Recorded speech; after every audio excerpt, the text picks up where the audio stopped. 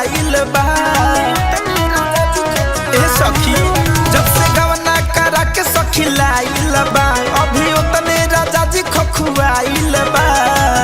लागे बड़ी लाजर सखी, लागे बड़ी लाजर सखी, उन्हें कर रहनिया देख के पाजा में पकड़ के सोइया सुतेले टंगरिया फेंक के। पाजा में पकड़ के राजा जी सुतेले टंगरिया फेंक के।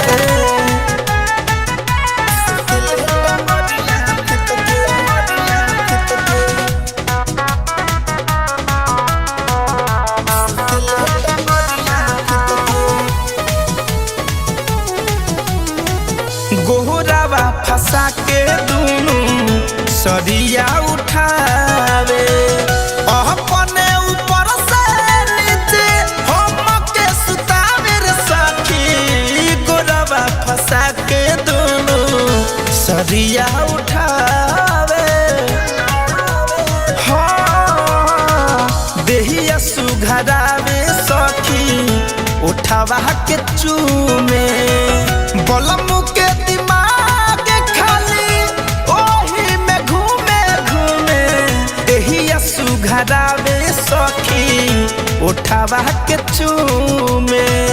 कहरे कवन कामर सखी, कहरे कवन कामर सखी, ढोरिया पयखिया से कके पाजा में पकड़ के सोइया सुतेले टंगरिया फेंक के।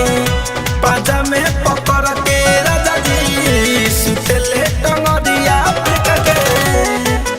सुतेले टंगरिया फेंक के, टंगरिया फेंक के, टंगरिया फेंक के।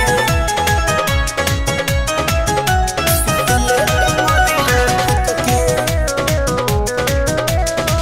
सती जब देहिया में तो तनिको न छोरे, सूती घुमा के मुहावा तो लगे झका झोर रे सखी।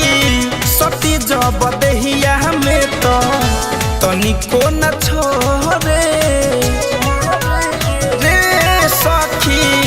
चुभ चुभ गरावे दूनु गलिया में दाढ़ी, राही टयर बीत अकेला संतोष तिवारी रे सखी। चुभ चुभ गरावे दूनु गलिया में दाढ़ी, धरे कंधनंजय देवरा, धरे कंधनंजय देवरा। खीरखी से हंसे देख के पाजा में पकड़ के सोइया सुतेले टंगरिया फेंक के।